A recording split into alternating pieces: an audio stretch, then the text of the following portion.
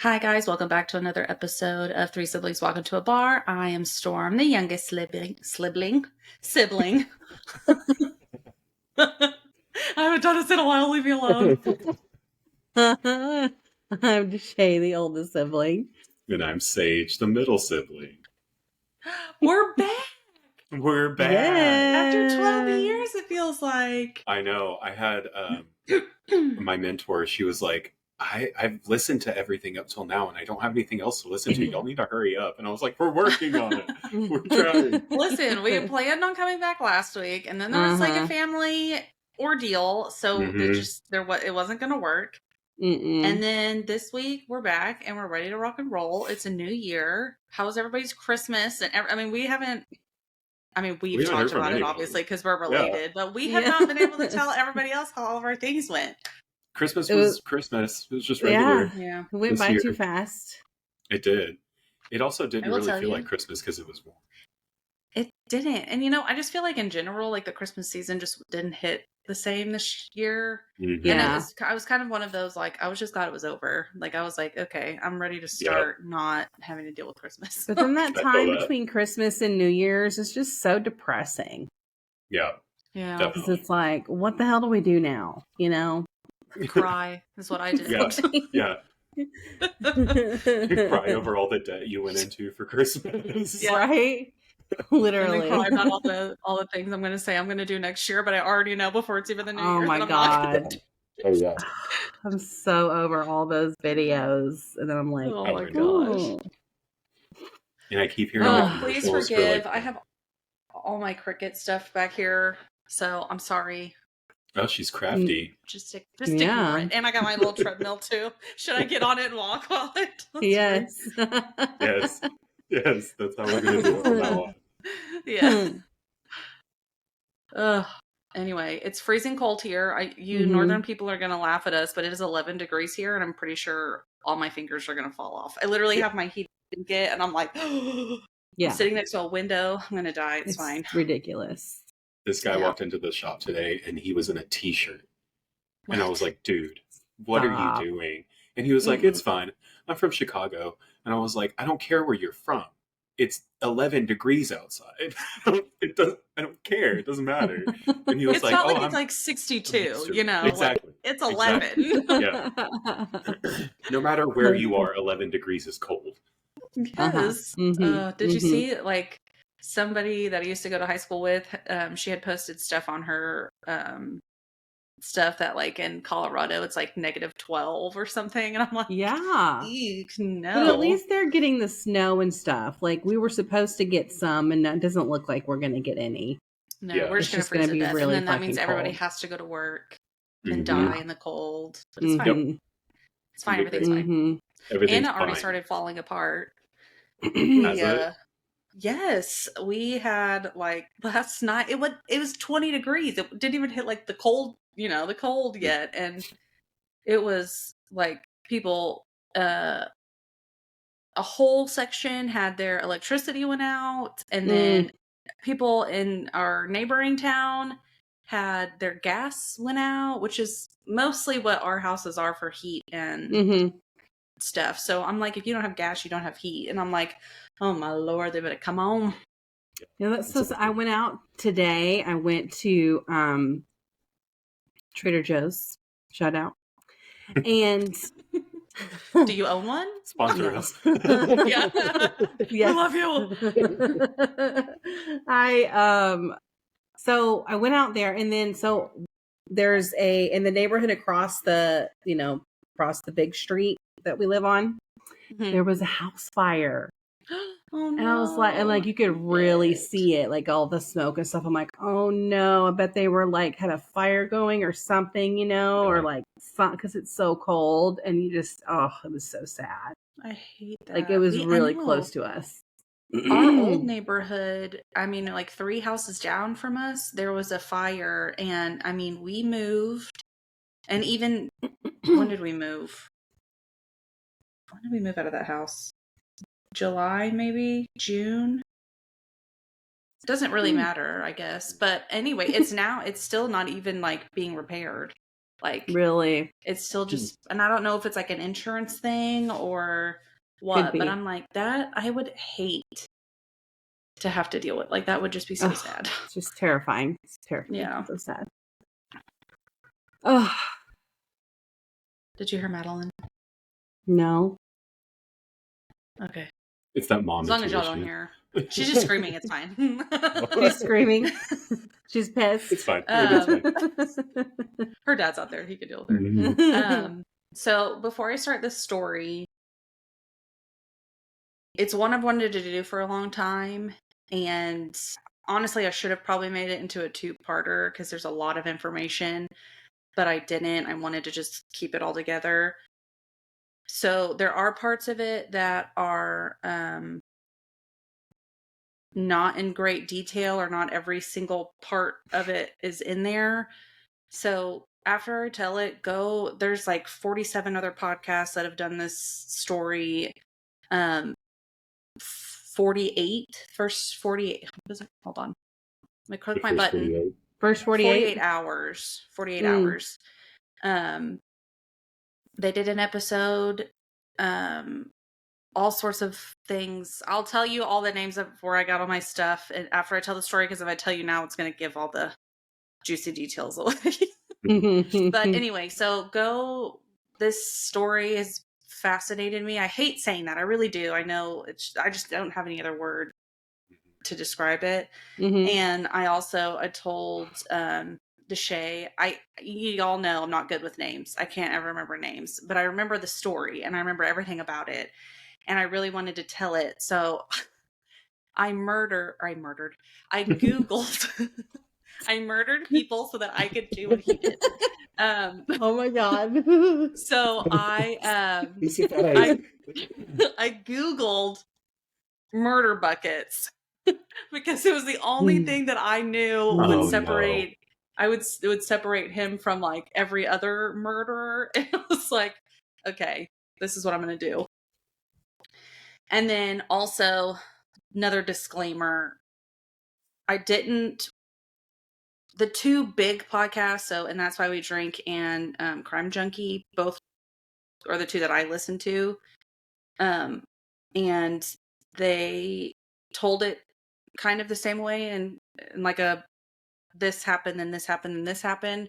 And I kind of switched it up a little bit just because I didn't want somebody coming for my head that I was copying the way they did it.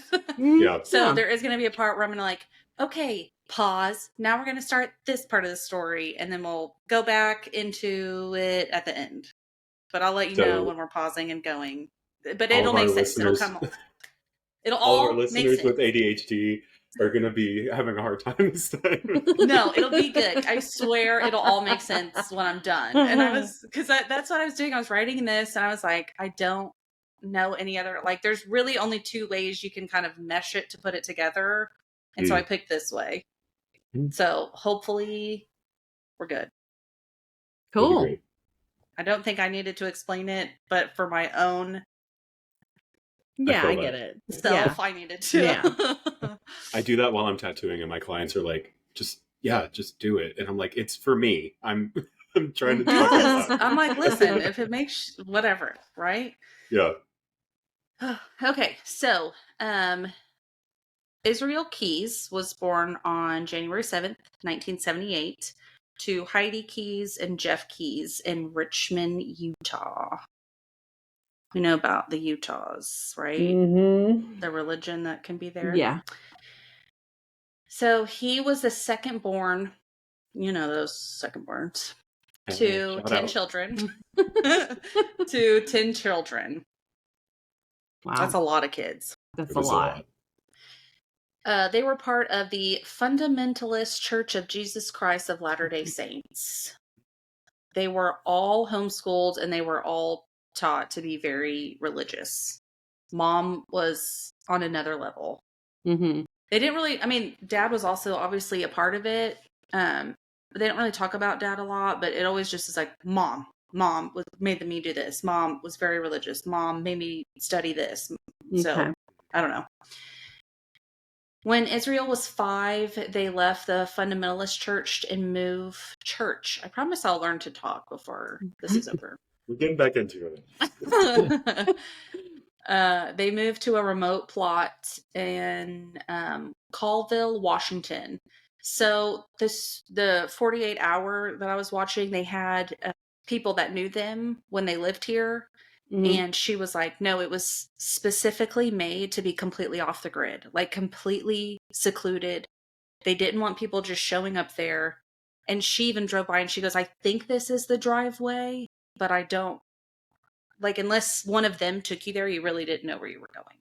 So obviously they were completely isolated from society. They lived in a one-room cabin with 12 people. 12 Oh, people. 12 no, people. thank you. There was no electricity, no running water, no TV, no radio, nothing. Mm. In Washington. It gets way So below cold. 11 degrees in Exactly. Washington. Like, Oh, no.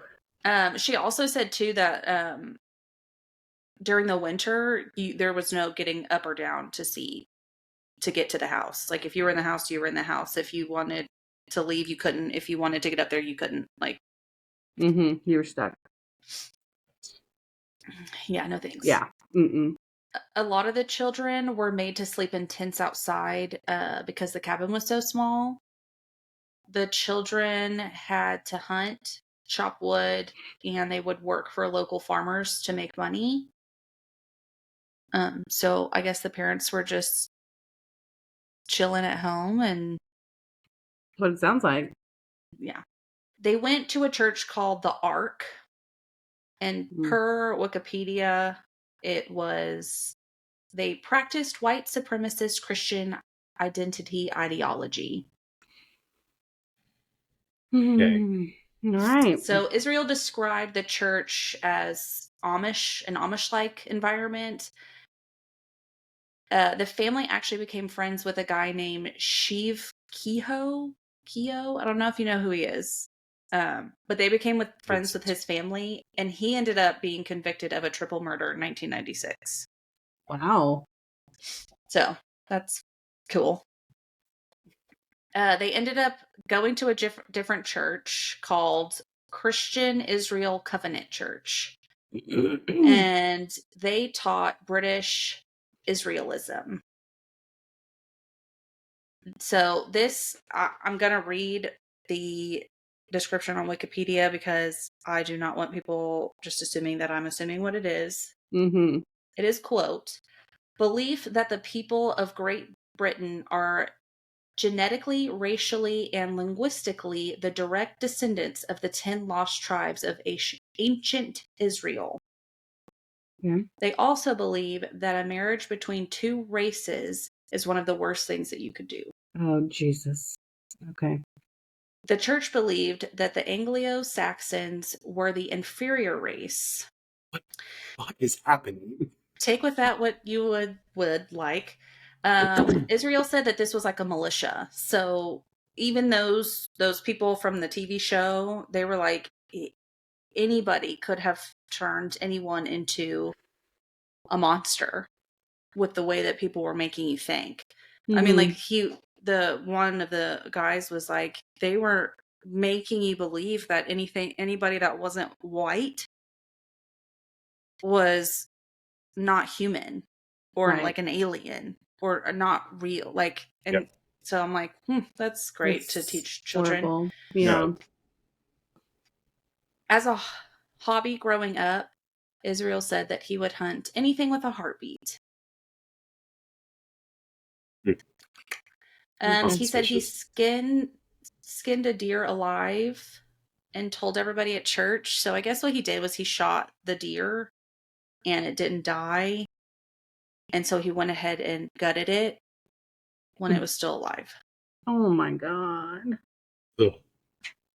After that, all the kids at that church kind of avoided him and didn't want to be around him. And they kind of said that like they made him feel really uncomfortable. One of the girls said that anytime that he was around, it made her skin crawl. Ugh, hate it. His other hobbies included shooting neighbors' houses with BB guns, starting fires in the woods, and breaking into people's houses. Just normal stuff. You know, Yeah, what kids do. as you know? do. Mm-hmm. He would sometimes he used to break into people's houses with other kids, and then they stopped with him because he ended up shooting an animal. He would steal people's guns out of their houses.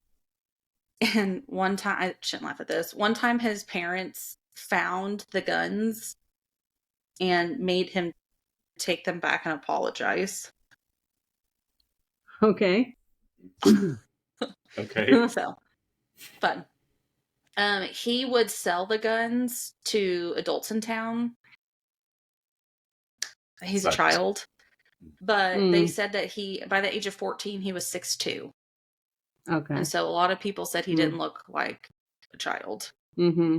Okay, so they had their tiny ass cabin that they have 12 people living in already. Mm-hmm. They decided to house another family, some of their family friends, to give them shelter. What? Okay.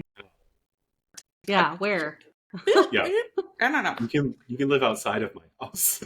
Yeah. Right? You can live in the tents and my kids can come Exactly. inside. Like, Thank you know, you. Yeah. Yeah. Oh my gosh. So in front of the son and the daughter of the family and his sister, Isaac did something really bad to a cat. I'm not going to talk about it. It's not good. No, don't want You to hear can it. Google Mm-mm. it. It's on Yeah. Wikipedia if you would like to know. He apparently laughed after it happened, and the son ended up throwing up. After that, he realized that he's not like other kids. Like, stuff that he thought was normal, Mm-hmm. the other kids did not think was normal. Right. So at that point, he started hiding his anti-social quote behavior to himself, and he just kept to himself, was quiet. That was that. Mm-hmm. His mother, again, I shouldn't laugh at this, but his mother at this time started seeing troubling signs with him, and she said he was tuning into various radio stations and different things. So What? that's what made him It's against the church, troubling. so. Oh, Yeah, yeah. He was okay. Okay. very, very troubling. Yeah. Oh my goodness. Israel was a great carpenter. So by the time of 16, he was the one who built their wooden cabin. He did it by himself. Okay. Mm-hmm. A 16-year-old. Wow. He started working for a Colleyville contractor in 1995 when he was 17. He always went out of his way to make his family happy. Like, he really wanted his parents to be proud of him. Mm-hmm. And he kept these journals starting at really young, where he would write scripture in it, and then every day he would write sins that he was upset that he was feeling or doing or whatever. And one of them was lusting after his girlfriend. Which I'm like, you're a teenager. Mm-hmm. That's like, it's normal, but in that type of like ridiculously religious place, yeah, it's a big no-no. Everything's a sin. I know. I hate it. So sad. The family ended up moving to Smyrna, Maine. Smyrna? Sorry, I don't know.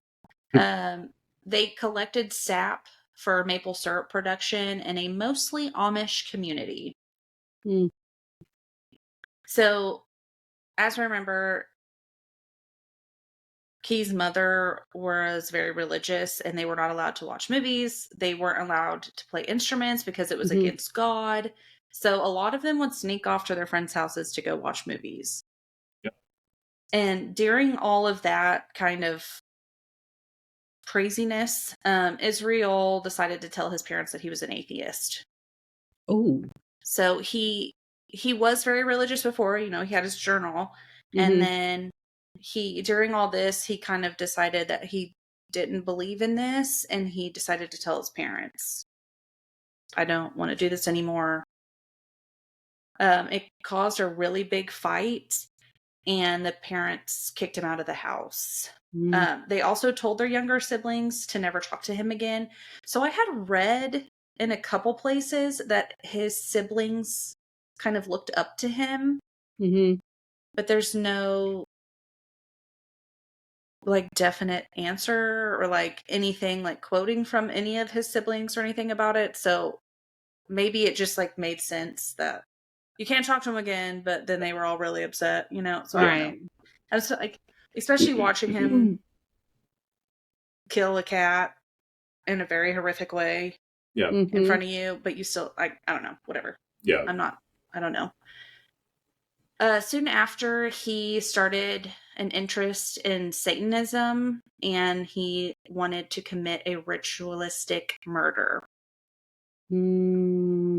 So, cool beans. I was about to say, Satanism is not, like, again, whatever. Okay. That's why when I was talking about the other religions, I'm like, I'm just going to read you what Google or what Wikipedia said, because I don't know enough about it to make any sort of anything about it. So I'm just going to read you what it said. In July of 1998, he joined the Army. He went through a course to become the United States Army Ranger, which apparently is a very like rigorous thing to become. Again, don't ask me anything about the Army or anything. I don't know. He was stationed at many places. He stayed at Fort Lewis, Fort Hood, and at one point he did end up going to Egypt for a little bit. He was part of the 5th Infantry, 25th Infantry Division. Again, don't ask me what that means. Okay. Good for him. Know some of those words. I know what division means. I know what 25th means. Yeah. Okay. His army friends said that he was really quiet and he kept to himself. They said he drank a lot on the weekends. His favorite drink was wild turkey bourbon. Wild turkey. Ooh. Bourbon. Blech. Yeah, I'm not a big Nasty. bourbon fan. I asked Richard because Richard was sitting next to me when I was doing this, and I was like, "Do you like wild turkey bourbon?" Like, give him a look, like, yeah. And he's like, I don't think I've ever had it. And I was like, good, you're not ever going to try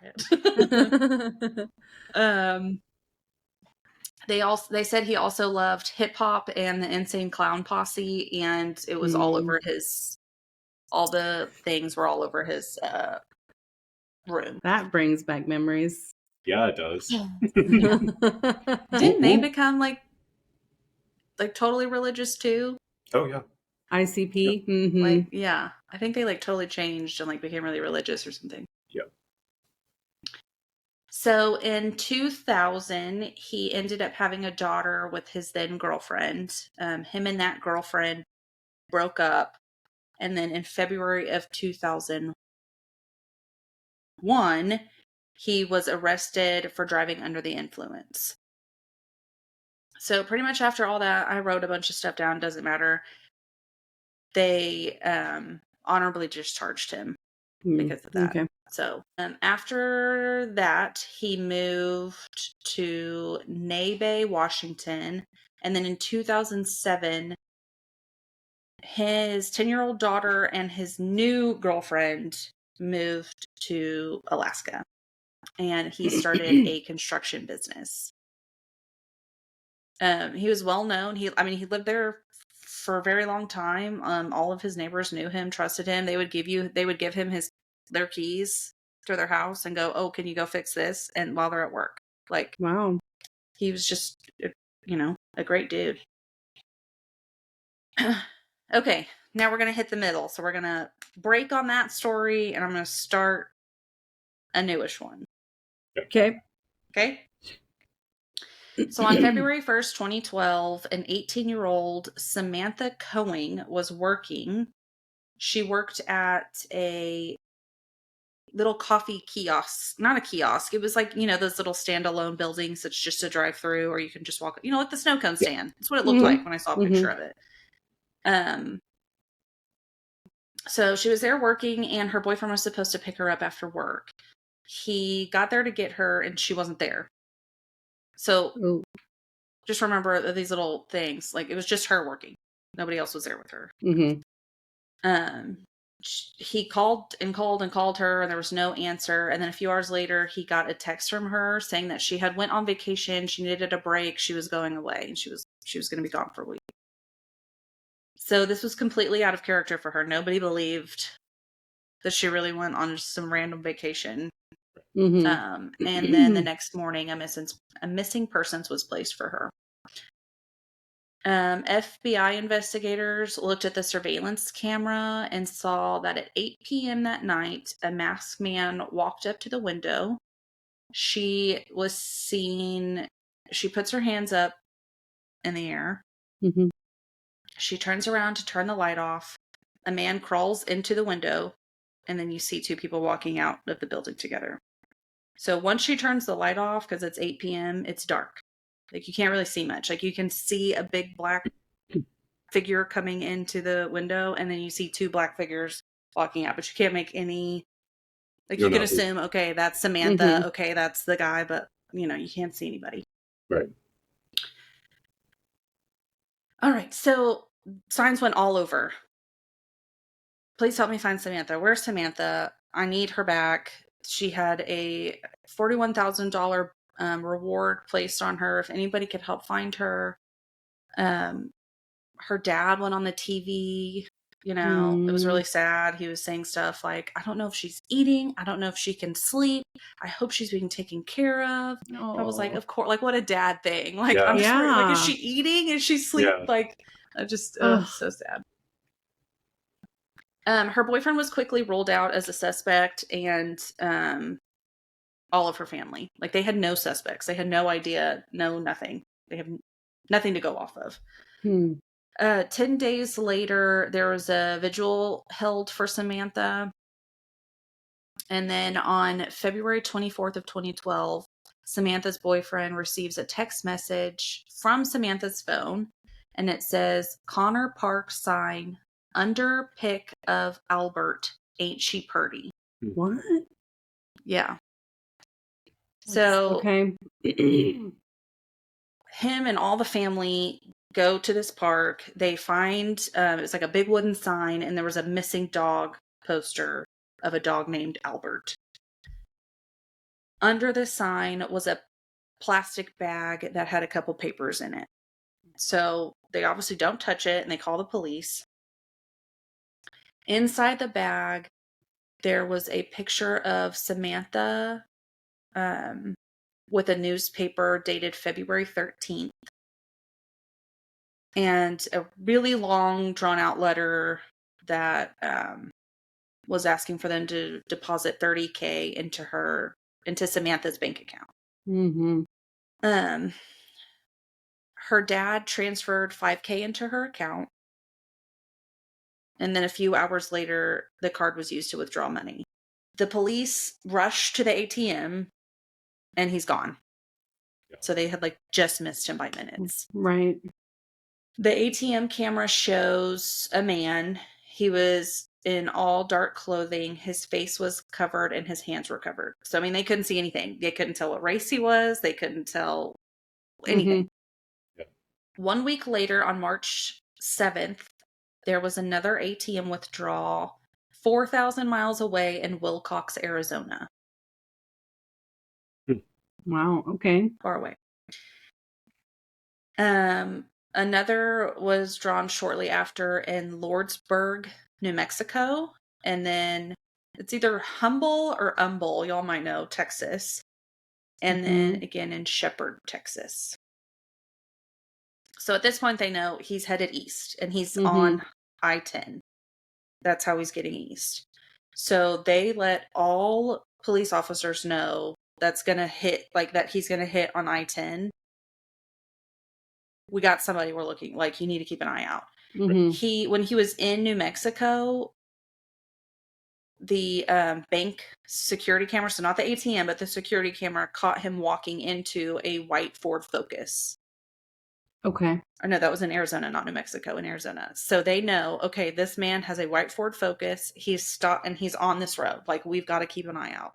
Yeah. I feel like that's one of those, when you get an Amber Alert and it's a black Nissan Rogue or whatever. And I'm and I will look, I'm oh my God, it's a Nissan Rogue. Oh my God, it's a black Nissan. Yeah. I feel like there's so many, it's so hard. So I'm I always feel for police officers where they're okay, you need to find a white Ford Focus. I'm okay, the 800 million that there are out here. Exactly.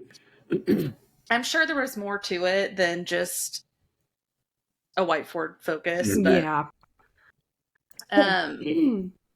so on March 14th, a state trooper sees a car parked in a hotel parking lot that matches the car's description.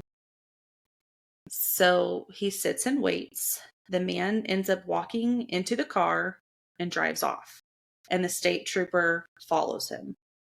Mm-hmm. The second that white Ford Focus goes over the speed limit, he pulls him over. And he asks for his ID. He gives it to him, and it is his real keys. So, just another thing, two different. This is why I hate reading so many. Sometimes I'm like, I'm just going to read Wikipedia and that's it. Yeah. But some of it said that this all happened in Shepherd, Texas, and then other parts said Lumpkin, Texas, which are pretty much right by each other, but whatever. One of those places in Texas. So they knew they had this guy, like they knew he had something to do with Samantha because in his car was Samantha's ID, her debit card, and a mask that had matched all the ones from the ATM camera. 2 weeks after he was arrested, he was sent back to Anchorage, Alaska. While he's there, he's getting questioned, obviously. And they realize that he asks for stuff and then he'll give them information. So he asked for an Americano from Starbucks, a Snickers bar, and a very specific kind of cigar. Which is weird.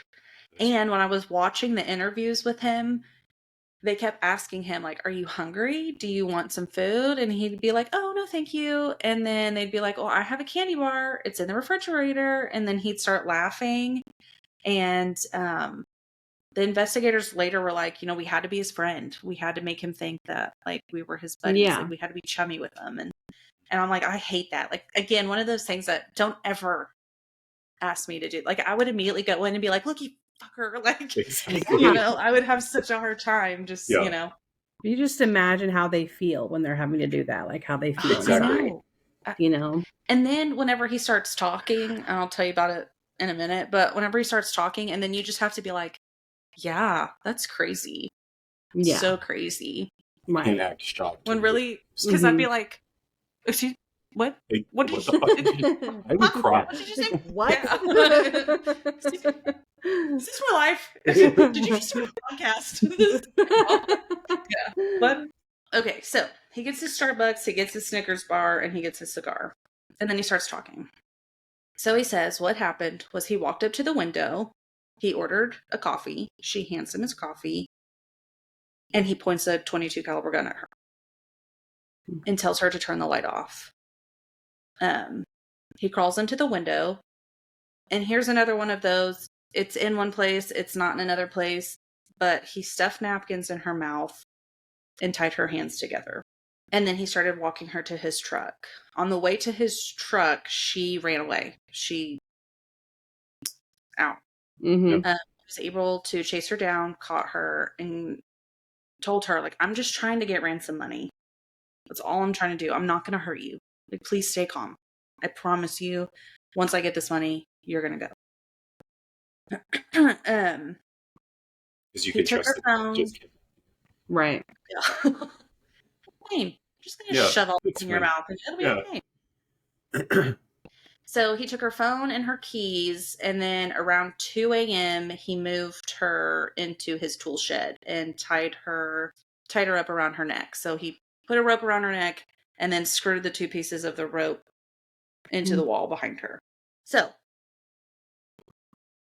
after he does that, so the whole time he's got a radio, like a police scanner on. So even when he's driving with her, right next to him, a police officer pulls up, and he's like, damn, but he's got the radio scanner on. He knows that they're not looking for anybody. Like, there's no anything about a missing teenage girl or anything. So he just is cool and then just keeps going. And he tells her too, when he gets to the shed, he said, I have to go inside. I have this scanner on.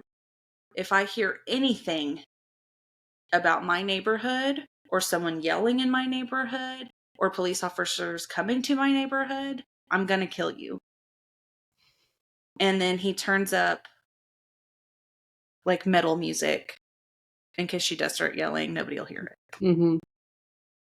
So it's 2:00 in the morning. He walks into his house with this girl that he just kidnapped in the shed to go check on his daughter and his girlfriend and go make sure that they're asleep.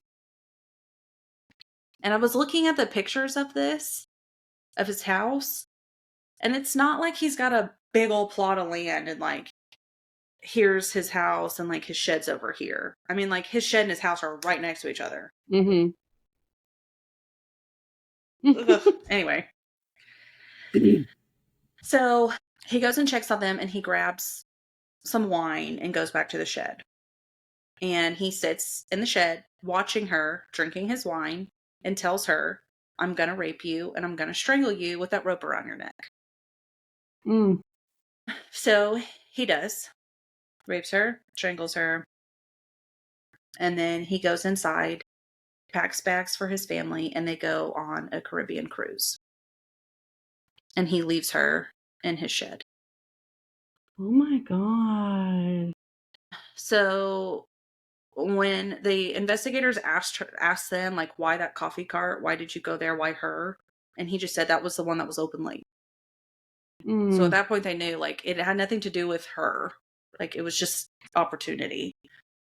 Which is always the scariest to me. I don't know why, but that just scares me more than, like, I need somebody that's, like, late teen, brown hair, you know. So he returned 2 weeks later, and that's when he posted the ransom note and texted her boyfriend. And he said he drove around 35 miles north to Mananuska Lake. He cut a hole in the lake to go ice fishing. And when he was there fishing, he would drop parts of her body weighted down into the lake. And then he would go home and eat the fish that he caught. Ooh. So it was a total of 3 visits to dispose all of her into the lake. So here's what you have to keep in mind. She died the day he kidnapped her, like hours after. Mm-hmm. And they got a picture of her alive on the 13th. So days after she died. Or a week. I don't remember. It's like 2 weeks, I guess. Mm-hmm. He braided her hair, put makeup on her, and sewed her eyelids open with fishing tape or fishing stuff, and holds up the newspaper and takes a picture. Oh my God. So that picture's never been like public, like no one's ever seen it, but they did do like a recreation of it, and it just looks so creepy. Like I know it's not real because I know the girl in the picture's alive, but it's still just like, it's the creepiest thing. And like I don't know if her parents actually saw that picture, or maybe because you know they didn't open the bag, they just gave it to the police. And could you imagine thinking, oh, my daughter's alive, and then you find out that picture that you saw of her, she's dead, she's been dead the whole time. Oh my God. It's horrific. So they divers worked for about 10 hours, and they finally were able to recover her body. And investigators knew at that point, like, this wasn't his first time killing. There's no way that all of this was his first time. He told them that he was 2 different people. And so the investigators asked him, well, how long have you been 2 people? And he laughed and said, a long time, 14 years. And so they knew at that point that he had been a serial killer for 14 years. Oh my God. And they had no idea. Like, he wasn't on anybody's radar. Yeah. No one knew anything about this man. He wasn't even being watched. All he had on his record was the DUI that he had. DUI. That's it. Nothing. And everybody, all of his neighbors, he's such a good guy. I would have been interested. God. One of the DAs that were on this case, one of his co-workers said, yeah, I hired him to do work for me. Like, he just, everybody knew him. Yeah. He traveled a lot. He had gone to Washington, California, Wyoming, Texas, Vermont, and Canada. And they believe that he could have murdered people in all of those places. Mm-hmm. He told them, I will tell you every gory detail of every murder if you give me an execution date. Okay. He didn't want to live the rest of his life. And he in the interview, he says, I want to die now. I don't want to waste away in prison. I'd rather die now while I have happy memories. Because you deserve that and all. Oh my Yeah. God. Yes. Exactly. They told him the more people that he had killed and he's willing to tell them about, the more likely they will impose the death penalty on him. But obviously they can't just be like, oh yeah, here, sign this that says you'll die this day. Yeah. Yeah. So he really didn't want to give them any information without any guarantee of the death penalty. Over 7 months after he was arrested, he did a total of 24 interviews with investigators. So they weren't all the same. Some were different. A little while later, he did say he would give them 2 bodies and a name. Bill and Lorraine Curriers. They had gone missing June of 2011. He flew into Chicago and started heading east. So this trip was scheduled. So a lot of his like traveling was for his construction or his carpenter business. Mm-hmm. But this trip in particular was, he knew he was going to murder somebody. He didn't know who or where, but that's what he was going to do. He was at a hotel in Essex, Vermont, and he dug up a bucket that he had buried a few years before. So he would go to these certain places. Okay. They were an orange Home Depot bucket. He called them his kill cache, and he put everything in there that he would need to murder somebody. One of them had a silencer for a .22, a wood stock for a .22, a plastic stock for a .22, a portion of a .22 rifle, and a drum magazine, and a lot of .22 caliber bullets. Were all in this bucket, and he just buried them. And then, which I'm also like, how do you remember where you buried this? Yeah. Especially years before. Yeah. Investigators weren't able to find any buckets on their own in Vermont. But he did tell them where they could find a weapon that he used in Vermont, and it was a homemade silencer. And they do believe that it could have been used to murder this couple. So he said he broke into their home, tied them up with zip ties, forced them into their car, and drove to an abandoned house where he shot Bill Currier with a gun and sexually assaulted and strangled Lorraine Currier. He then left them in the basement of the abandoned house. When they asked, why this couple? Why did you pick them? And he said, well, I knew I wanted a couple. I knew I wanted an attached garage because it was easy to get in and out of. And he wanted a house that had no signs of children or pets, which is what this house had. So again, just opportunity, just because that's what he wanted. They were never able to find their bodies. A few weeks after he had murdered them, the house was demolished and taken out to a landfill.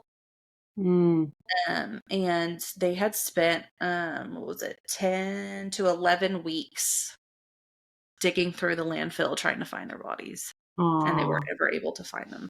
So they have no proof of anything. I mean, they have proof for Samantha, but besides that, they're like, we can't find anything. All of the stuff they had, all the murder buckets that they found nothing had anything to do with him on it. No fingerprints, no DNA, absolutely nothing. They were able to find one thing that had his right thumbprint on it. Hmm. And they, in the interview I was watching, and she tells them, she said, yeah, we were able to find one thing. It had your right thumbprint on it. And he goes, no, you didn't.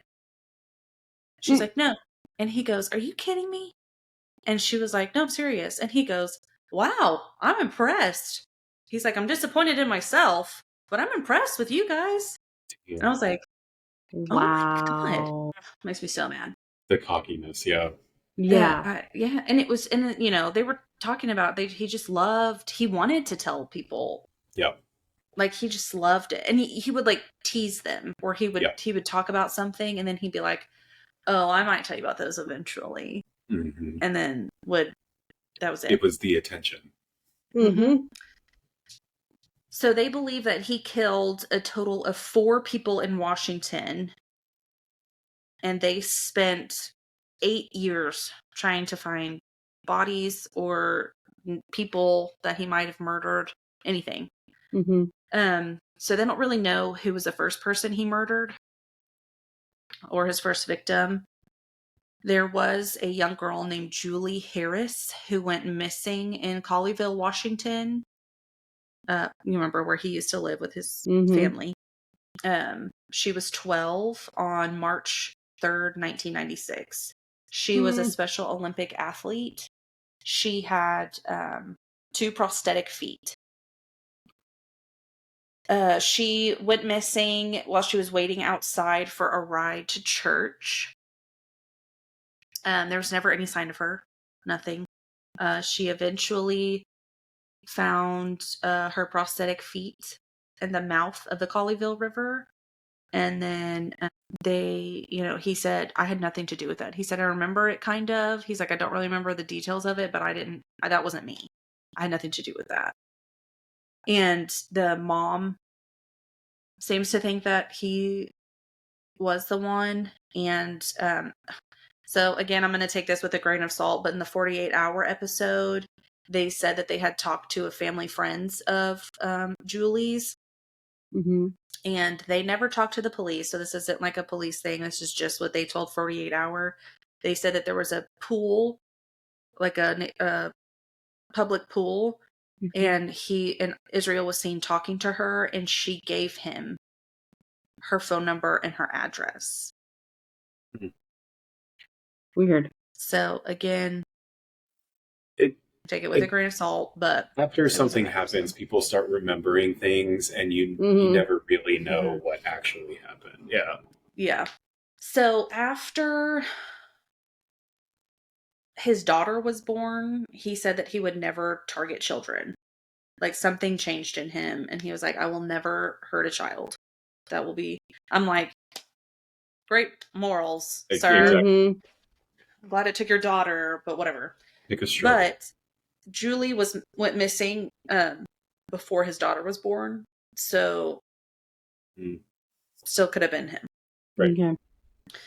He said that his first attempt at murder was a 14-year-old girl in Oregon. She was tubing with her family or friends somewhere.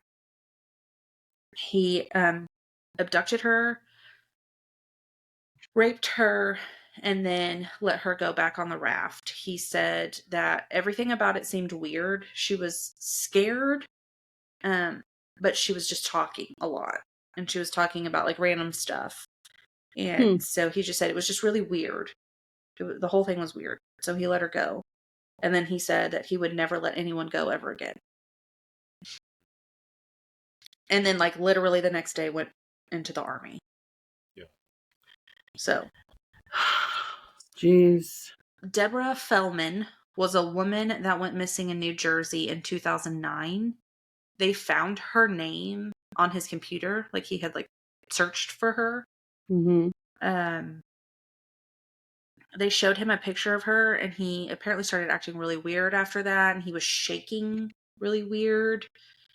So they knew that he had something to do with her, but he would just say, no, Nope, I had nothing to do with that. Nope, I don't know her. Nope, no. But apparently he was just acting really weird about it right after he saw her picture and they asked him about her. And then when Huh. they were like, well, we found her on your computer, he's like, my computer? That wasn't my computer. No, no. Like, it was just weird. Wow. And of course they have no proof, no anything. But they're pretty certain that he's the one who made her go missing. He had his little kill caches buried next to a river in Wyoming. So they believe that there could be a victim in the river. He spent a lot of time in Canada.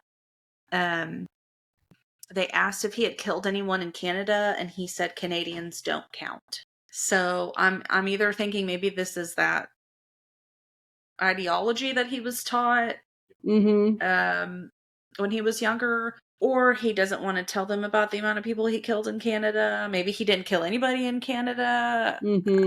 I don't know. Because then it's a different issue if he's going like to different countries. Right. Yeah. He spent, I already said that. They have no clue how many people he really killed. And he was done. He said, I don't want to talk to you anymore. I'm done with this investigation. I don't want to live like this. And he killed himself in prison on December 1st, 2012. He used disposable razor to slit his wrist and then used his bedding to strangle himself. Oh my God. Investigators at that point were like, all of his secrets are now buried with him. Yeah. And we will never know truly how many people he killed. Any of that.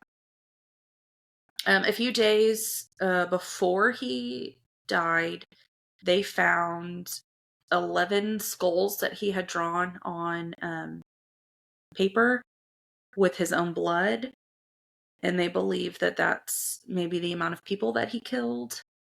So they know for a fact Samantha and then the couple. So that's 3. And they're almost positive about Deborah. So that leaves, 7 more people that they're still investigating, trying to figure out. He did write a suicide note. They said it didn't really make a lot of sense. It was just a lot of like jabbering and a bunch of words kind of. They were really hoping that this was going to give them all the clues and all the answers. And he wrote down everything in this letter, and it was just nothing. So they said, if you are someone that knows anything about Israel Keyes' travels, or you think that you might have a family member who has died because of Israel Keyes, then to call the FBI and let them have that information. I wrote fun facts. Again, I know, totally inappropriate, but I didn't know what else to name it. Right. I just didn't have anywhere else to put it in here. He was obsessed with serial killers. Obsessed. Like, he knew everything about all of them. And he said that he wanted to be just like Ted Bundy. Oh, God. And he even tried to escape the courtroom and broke his ankle shackles, just like Ted Bundy did. I was like, cool, good for you. Samantha Coings, it was like a family friend. She was in this episode that I was watching. She said that was the worst day when they found out that he killed himself. She said, I would have rather he was executed. She said she wanted him to stand trial and face what he did and have what he did because he was executed and not because he did it himself. But she said that the world is a better place without him in it. And yeah.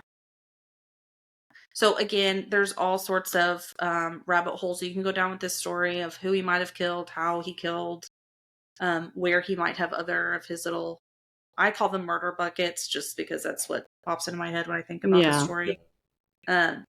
Where he might have some of those still buried. And so go research it. I mean, full 72 hours over here just for like this little part of the story. It took a really long time. There's just a lot of information, but it's, it's crazy.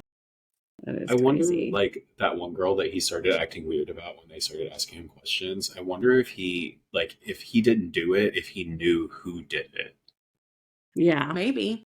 Well, and I was thinking too, so you remember that one guy that they were family friends with Mhm. that had gotten arrested for the triple homicide? Yeah. I Mhm. wonder if he's the one that murdered or abducted Julie, the Mhm. little girl. Yeah. Mhm. Because she went missing in 1996, which is when he got arrested. Right. So, I mean, it very well could have been Or her, maybe also one of his victims. that one was just like a really bad experience, and so when they brought her up, he Yeah. didn't want to talk about it because it Yeah. sounded like, Yeah. and even because he said that with that little girl that he let go, that it felt weird. So it's Mhm. all about a feeling for him. So it must have Yeah. been, it could have been bad. I mean, he Mhm. still did Yeah. it, but it could have been, not what he wanted. Right. Yeah, I mean, and it just, and the investigator said when he was talking about Samantha's murder and everything that he did to her.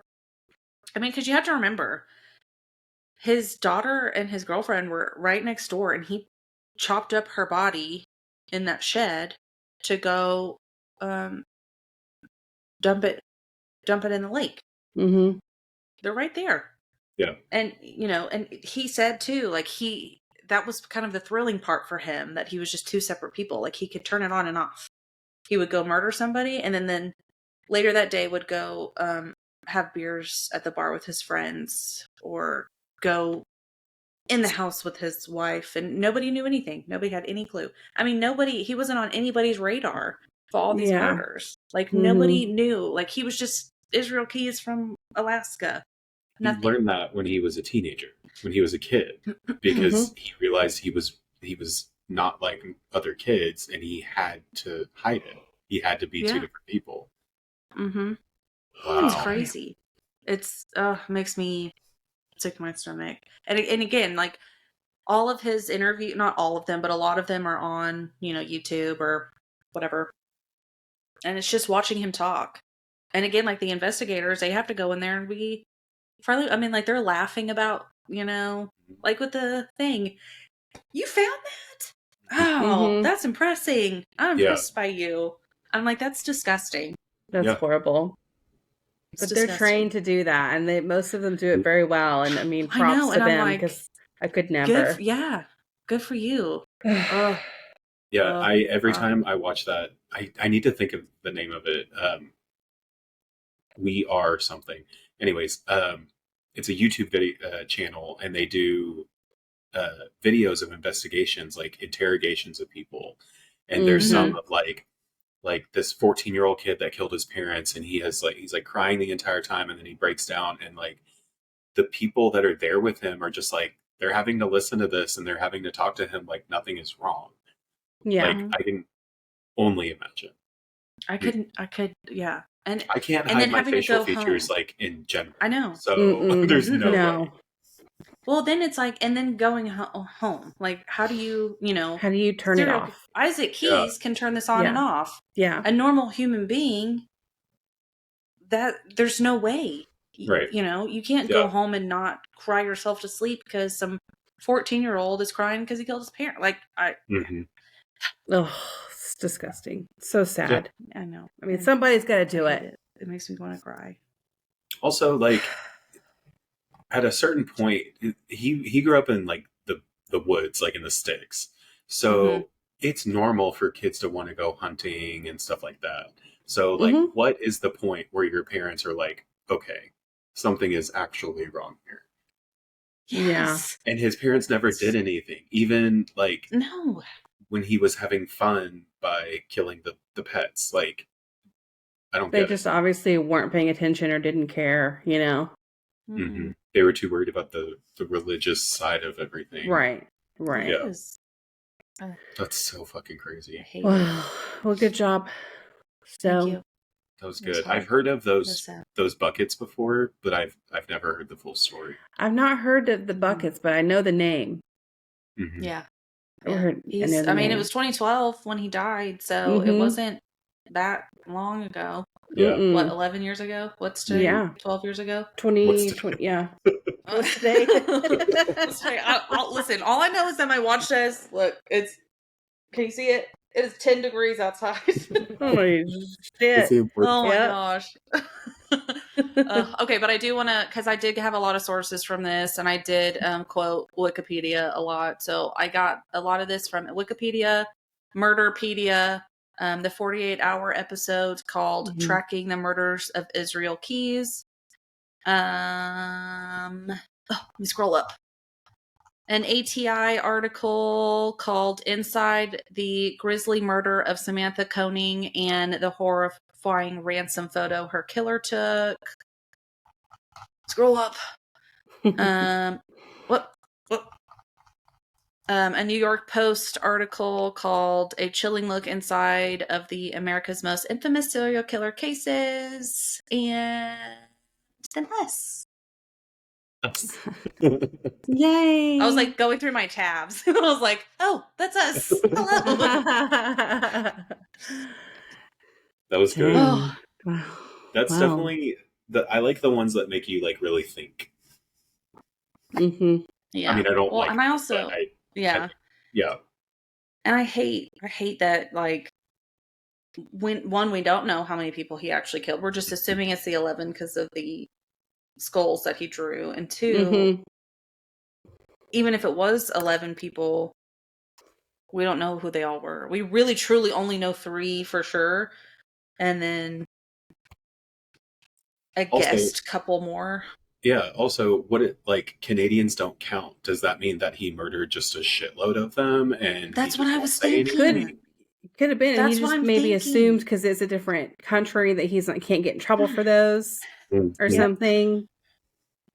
Or he just didn't want the investigation to go any further, which makes sense.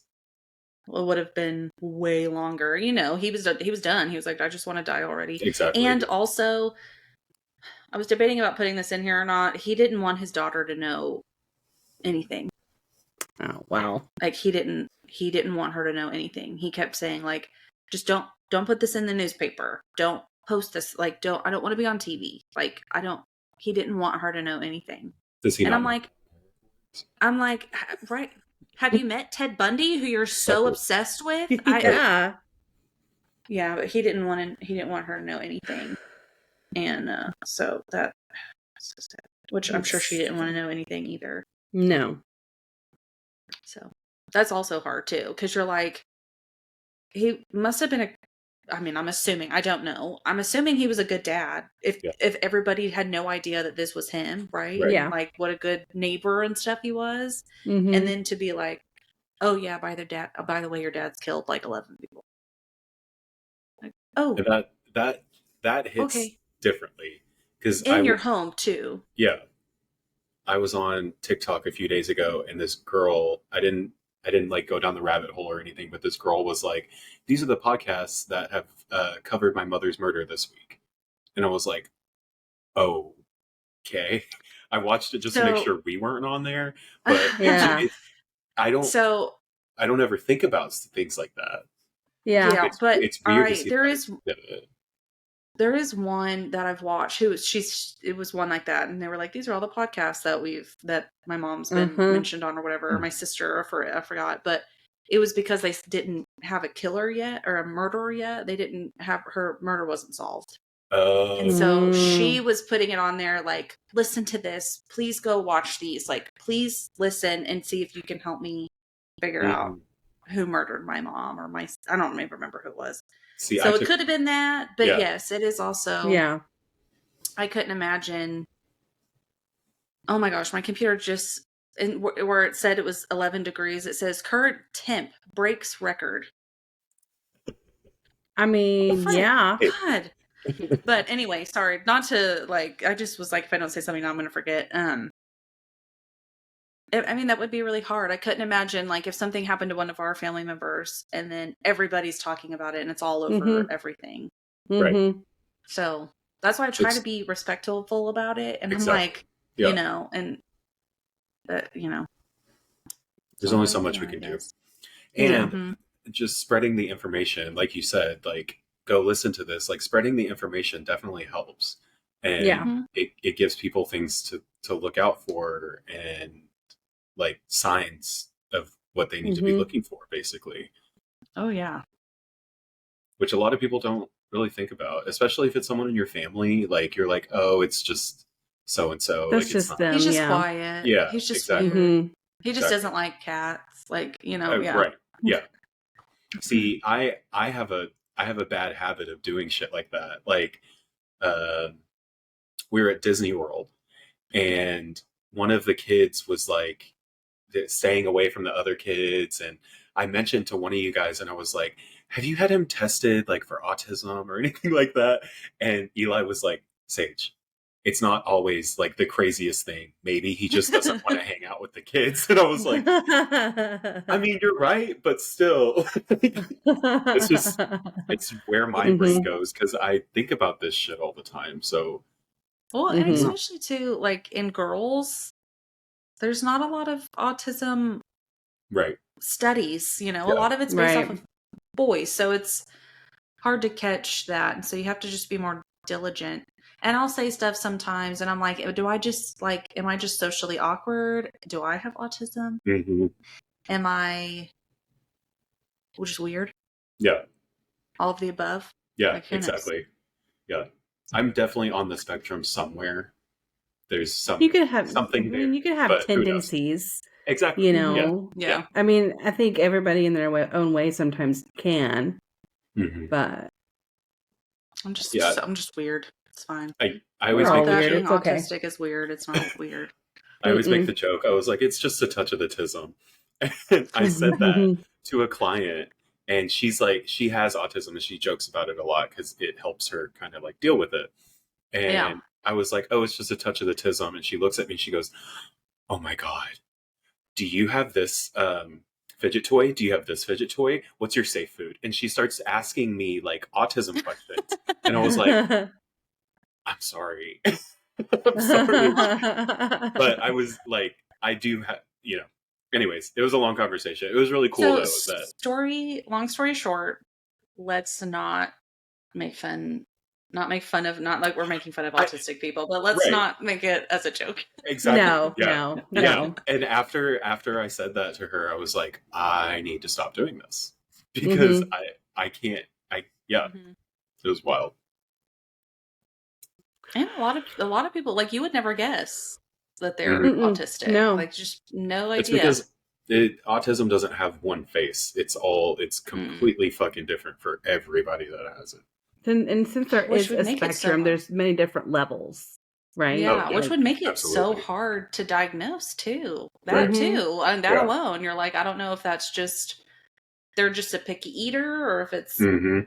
if they're autistic. If I'm sure there's a lot more to it than just that. But that's again another thing I would not want to be. I would not want to be a doctor because I would not want to No, have and we to are not experts. diagnose that stuff. No, And we not don't even claim close. to be. Don't No, we even don't. ask Not one me. bit. No. I don't want to be a firefighter. I don't want to be a police officer. I don't want to be any sort of FBI investigation, anything. I don't want to be a doctor. No. I'm good on that. Don't want to. Well, I good want to first sit in front story of my back. computer and talk about Home Depot buckets. Exactly. Yeah. That was a good story my for our first gosh. one back. Yeah. Hey, thank you. I've been wanting to do this one for a hot minute. I just knew it was going to take a while to read through everything and watch all the videos and listen to all the podcasts and stuff. And so It's a lot of. we had, a long break, so I figured it's Exactly, yeah. it. That's a lot of information. It was good. Yes, thank you. So, if anybody does know anything about this, we want to hear Let us about know. it. We want to know. Yeah. We love all the information. If there's something, Mhm. obviously, again, I didn't put every single detail of everything in here, but let us know. Oh, yeah, Yeah. did you know that he also did this? Oh, yeah, they found a murder bucket in Lumpkin, Texas last week or something. Mhm. That's cool. What are we going to name this people episode? are like still Murder bucket? finding these. Yes. I think so. Yeah. I don't know. Maybe. I don't know if they found them. I don't know if he told them where they all were. Or, but again, he would hide these like years in advance. So he would he'd go to Wyoming, bury one for work, go back home a couple years later, be back in Wyoming, dig up his murder bucket. It also, like you said earlier, how does he remember where it is? Yes. Maybe Like, he's got it like a whole, like, He's a good planner. got like, Yeah. I'm just like a planner or like a map that he's got printed out. And on the top of it, he like in really pretty letters wrote murder bucket. Murder bucket. In bubble letters. Location 1 with like stickers and stuff on it. Yeah. He's got like the cute little Home Depot bucket, like a little sticker. Oh my god. Sticks them on there. Oh my gosh. Okay, that's enough. That's so fucked up. But yeah, actually. I love it. All right. We're so funny. All right. Well, Hopefully someone Storm, thinks we are. where can they find us if they want to hear more of our bullshit? We are on Facebook, Three Siblings Walk Into a Bar. We are on Instagram at Three Swip Podcast. Go on there, like, comment, talk to us about whatever episode you just listened to. If you have any questions, anything like that.